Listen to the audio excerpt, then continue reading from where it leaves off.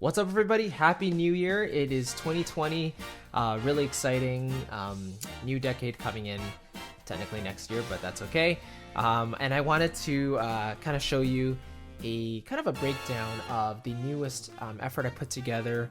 It's my first venture into the big band territory. If you followed my channel for some time now, you know that I kind of specialize in cinematic orchestral music, and I've been putting that out for the past couple of years, doing a bunch of tutorials on that. But I thought I'd take a different, take a different direction for now, for this little bit, and try something out that's a little bit different. And yeah, I've just been fascinated with jazz ever since I started listening to Michael Bublé in 2009, I think. So it's been like 10 years or so I've been listening to his music, and it wasn't until I think Orchestral Tools released Glory Days that I was like, oh, I kind of, I want to see how the arranging is actually done, and I can actually have now the tool to make it come to life more or less, with samples. So if you haven't heard the actual medley yet, check the link in the description. That's in there. Just check that out. Come back, and then we'll talk about how this medley was put together. So as you can see here, I chose 4 kind of upbeat Christmas classics to feature in this medley. Rudolph the Red-Nosed Reindeer, Frosty the Snowman, Jingle Bells, and Santa Claus is Coming to Town. I went for that because I was kind of thinking that I wanted the overall vibe to be cohesive and somewhat similar. I didn't want there to be too much variation in the amount of energy. I wanted it to be happy and exciting throughout. Some people may think it's a little maybe too monotone throughout, like maybe one dynamic level too long. But every experience is a learning one, and that's something I've come to realize in terms of this arrangement. So there's always more to learn. But anyway, it is about 13 pages long, so it's quite long, and I had the opportunity to score it for the band in my former high school. So a big thank you to my teacher, former high school music teacher, for giving me the opportunity to arrange this. And it was a lot of fun going to the rehearsals and hearing the piece come together, and especially at the final performance in December. That was really nice. So anyway, let's dive right in, and I want to explain some of the voicings, types, and kind of the arrangement decisions. Kind of like a brief overview, just to get us a sense into what I was thinking here, and hopefully this could help somebody in the future. We'll see. But anyway, so I wanted to start with kind of an exciting intro to give you a taste of what's to come. I wanted to come out full guns blazing, so I decided to go with a nice like da dun dun da dun. So I wanted to have a syncopated feel right away, like da dun dun da dun dun da dun dun dun dun dun down, right? And then on the last note there, I wanted to have a little fall. That's called a fall. So where all the instruments kind of do this effect where the notes fall down from where they were. Really, really cool. And then here you'll see this little trill marking. In classical music, we see that as a trill. In jazz, this is called a shake. So it's basically what it sounds like. They take that note and then they go back and forth between that note and the next note in the overtone series. For saxophones, that would be basically a trill for them. So really cool. But yeah, I kind of went for a closed voicing in this case because I wanted a tight unified sound. So if I chose B flat 6 here, I basically started with a melody and then I spelled downwards. So B flat G F D, that's what creates a B flat 6 chord, and then afterwards going down into the trombones, I kind of had a similar approach. In this case, I wanted to double the lead trumpet, so I have a B actually this is a G, so A C E G, yeah, that's a G, so that is that's the 6th, right? So I have that there. Then I have the F, which is the 5th, and then the 3rd, and then the root all the way down in the bass trombone. So I wanted to spread that out just a little bit to give it some space, but these notes here will also kind of fill in the lower end of the spectrum below the trumpets, because the overall brass tone is pretty bright and comes out to the front really easily. So I wanted to have that there, for some presence. And then the saxophones, I think of them as filling in the holes and providing that nice unified 2D sound, So I kind of echoed the lead trumpet here, but an octave lower in the alto 1 sax B flat, G, F, D. So spelled that down in close position, and then I just double the lead in the bari sax. So that's called a 4-way close with the double lead. Lots of really cool YouTube videos about like different voicing styles and stuff like that. And so before I continue, one of my good friends, Jason Goldman, he is actually an active arranger and producer for Michael Bublé.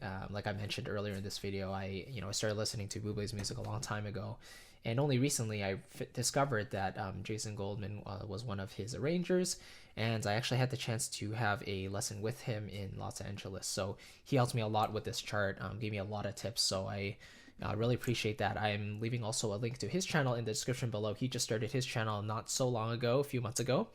And he's actually going to upload a few really cool big band arranging videos. So if they're not up already, just subscribe to the channel and show him the support. And if you're interested in this type of thing, you'll be notified as soon as those videos come up. So let's continue on. Anyway, now I have next is B flat 7, so I wanted the B flat to stay on the top, because that's the melody. I didn't want it to change there, but then the notes underneath, those change because the chord itself is changing. So if I spelled this down, B flat, A flat, F, and D, that would have spelled out the chord. However, if I had the A flat here in the second position in trumpet 2, we have the interval of a second, and that's actually not so good in big band writing because we don't want to obscure the lead line. So we want to at least have an interval of a minor third or more, anywhere from a third to like a fifth or maybe like a sixth or something like that. So then I went with, like, instead of this A flat, we just chose the next note down, so the F and then the D, and then in this case you chose the C, so that would be the ninth in this case. Okay, and then down here I had to have the seventh, so I needed the A flat in there. Then I spelled down from A flat, so I went down F to D and then B flat, and then I brought that down the octave for the bass trombone. So that's a more comfortable range for that note there. So kind of like a similar techniques, all the way here. Anytime I have the melody changing, usually the harmony will change accordingly. So I have a diminished chord here, E diminished 7, dun dun dun dun dun. So here is the kind of close position there. Let's build that down as well, and then address the saxophones after that. So let's see, anything else interesting here? Not really. I mean, and then here, this little part here. So originally I had this little part for the piano to tinkle around in a little bit until we had this scream at the end of the intro, but then it sounded a little bit too empty. So Jason recommended I have this little bit of a sax soli moment where they're all playing something together. So he suggested this little arrangement, which sounds pretty good. I really like it. So just listen to the original recording to see what that sounds like in bar 6 to 8. And regarding the sheet music, if you're interested in following along, just I put that link in the description box as well. It'll take you to the sheet music, and you can download it. And if you'd like to follow along and study it to your heart's content, feel free to do so. But yeah, and then here for most of the piece, actually, I decided to kind of stick with unison a little bit for the melodic phrases, because I wanted it to have that impact. I wanted it to really come through. And I saved the soli stuff for a little bit later when it's all harmonized together. So here I started Rudolph the Red-Nosed Reindeer in unison, and then I gave the bari sax a little bit of a break there. Meanwhile, the trombones are doing some kind of like a comping pattern, just filling in the gaps there to give a syncopated feel. Next part, the trumpet has the harmon mutes. I wanted a different color there, so those are now providing kind of a counterpoint. So just something to fill in the gap while the saxophones are taking their breath there. So that type of thing. Then here, so I wanted to have the trumpets in unison here, again with the trombones comping. Saxophones now fill in that hole, and then the saxophones again take over. Then we have this 2D there. Now originally I wanted to go straight into Frosty, So kind of like,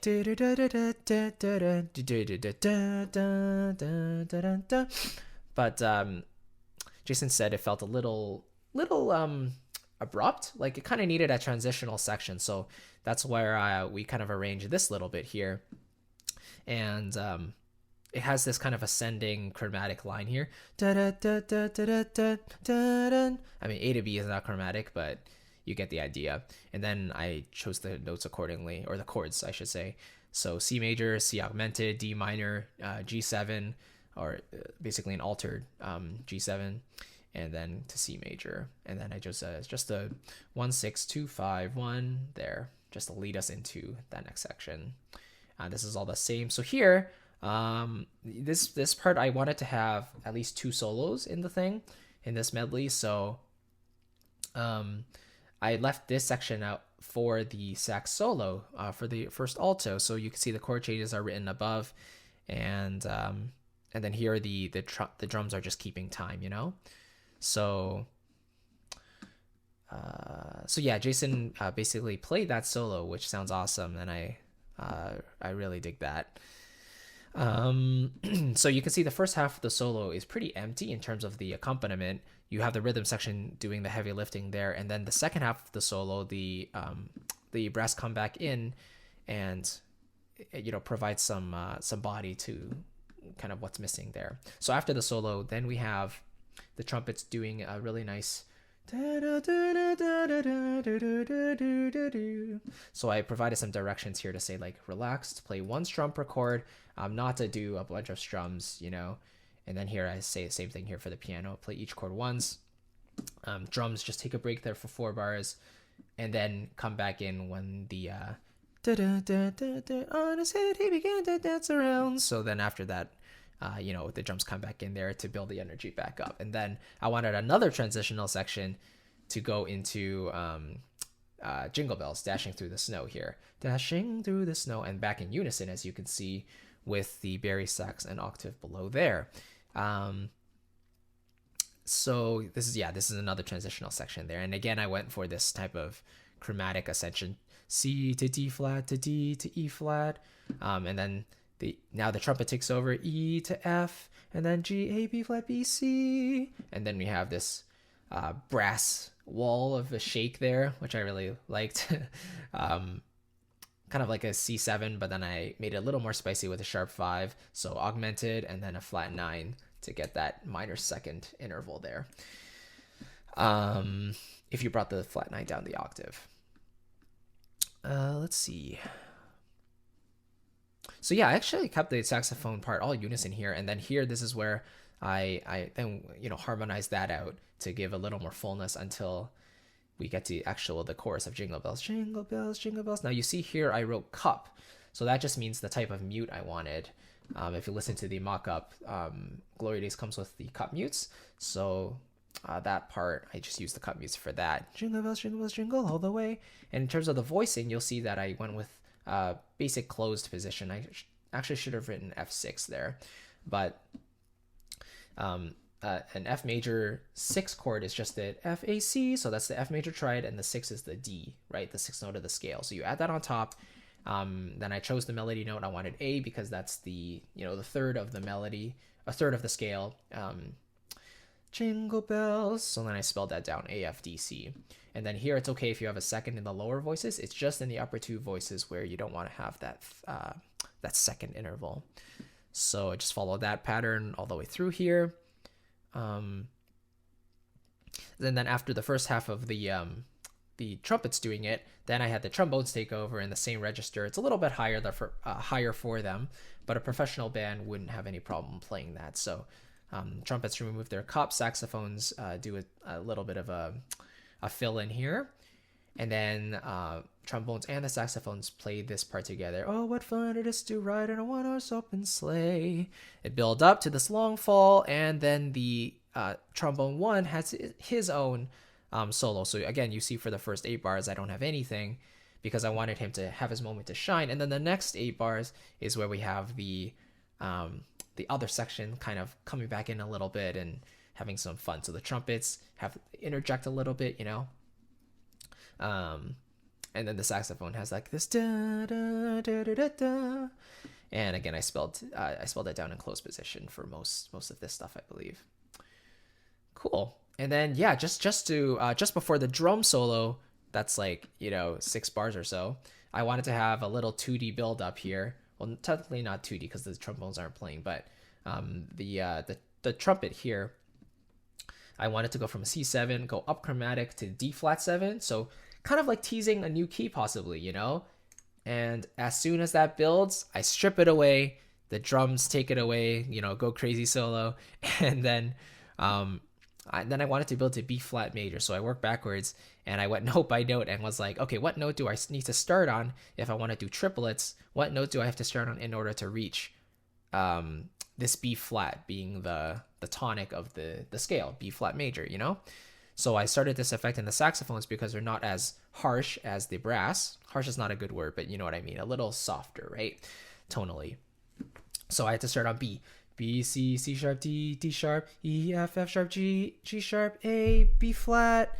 And that's where we get that climax. And then I wanted everything to fall, to pull back on the energy a little bit. So now the tenor sax can really show us that melody of Santa Claus is coming to town.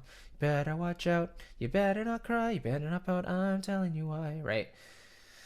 And then here the trumpet takes that solo, right? And I said ad lib here, so he could basically play around with that melody if he wants to.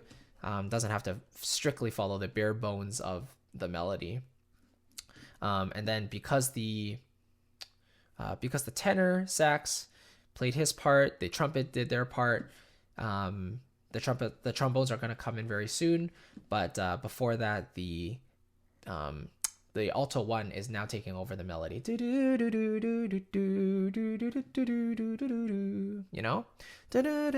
So this part is all harmonized because near to the end of the thing, I wanted the colors to be really full and everything to come through. Here's just an example of a chromatic approach technique here.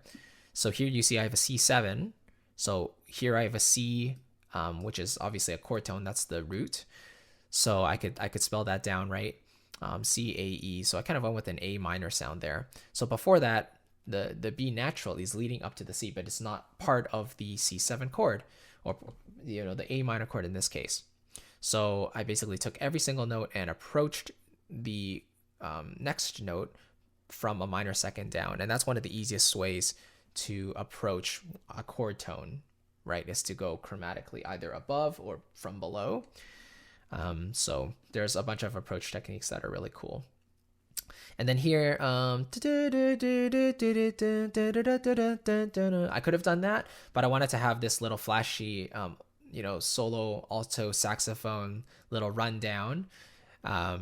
Just use one of those run patches in from Glory Days for that in the mock-up there.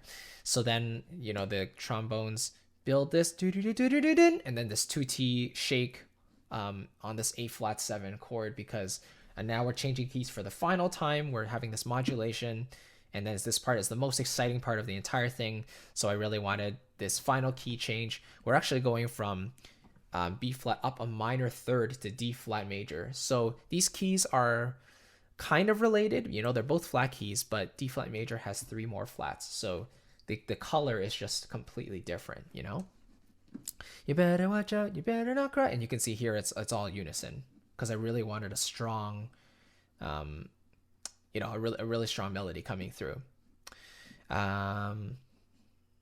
So then, yeah, after that, I'm having these shakes come in syncopated on the end of 1 and 2 and 3 and on the end of 3, right? Right? That over and over, and then the trumpets take the melody.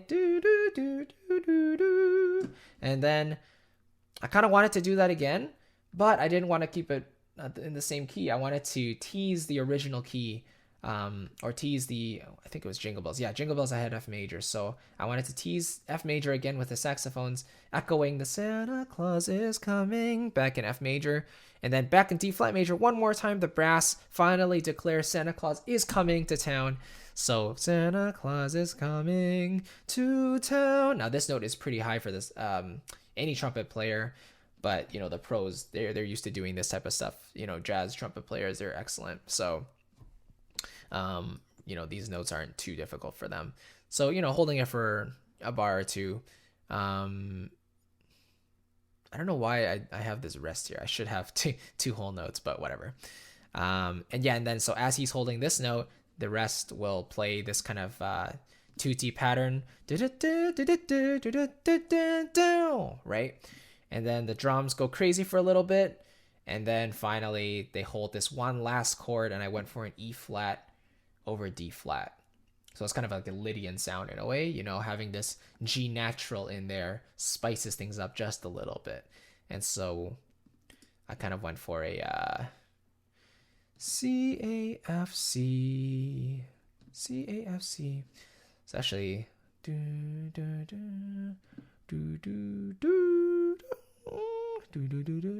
B flat, F. Yeah, so let me see here.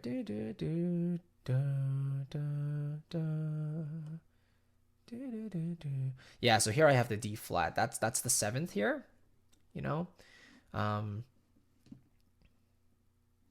yeah, that's the 7th. And then here in the bari sax, that's the root. This is the root in the bass trombone. Then we have the 3rd. We have the 9th. That's where the 9th is in the E flat 9. And then this B flat is the 5th. And then here I kind of went for a triad type of voicing. So the C in the top is being echoed in the 4th trumpet. And then we have this F major sound here. So this A is kind of that Lydian sound, So I should have put a sharp 11 as well. That would have been good to put in the voicing. I should have put that right there. Okay. Yeah, and then the saxophones are just kind of filling in the holes there. So we have a C, A, F, D. Sorry. So we have a C, A, F, and D. So this is all part of that E flat 7 chord. The A is again the sharp 11. The F is the 9. The D is the 7. The root here, and then we have the 6th here as well. And yeah, basically they just all riff all the way until the end, So really cool stuff. I really love ending chords. They just have a really nice tone to them, especially when you can fill in the extensions just for one last time. It hypes everybody up. It's really exciting. But yeah, that is the first part of the Christmas medley, where I kind of go into the score and kind of show you the devices that I was using here and kind of the method of thinking behind the arrangement. So, it's impossible to go through everything in one video. I didn't want it to go too long, but hopefully this gives you a little bit of an insight. In the next part, we'll talk about the actual mock-up and the... In the next part, we'll actually go into the mock-up and we'll talk about how all the different instruments were put together, the patches that I used, basically the processing applied to put that all together. So hope you enjoyed watching. Thank you so much. Again, the chart is below. The link is right there in case you wanted to check it out and use it for your own study. Or even if you play in a band or something and you're interested in having in performing this, that would be awesome. Please send me a link to that if you do end up practicing that in a band and actually recording it. So yeah, thank you so much, and I will see you in the next part of the series where we talk about the mock-up. All right, so I'll see you then. Have a good day, everybody, and I will see you. Bye-bye.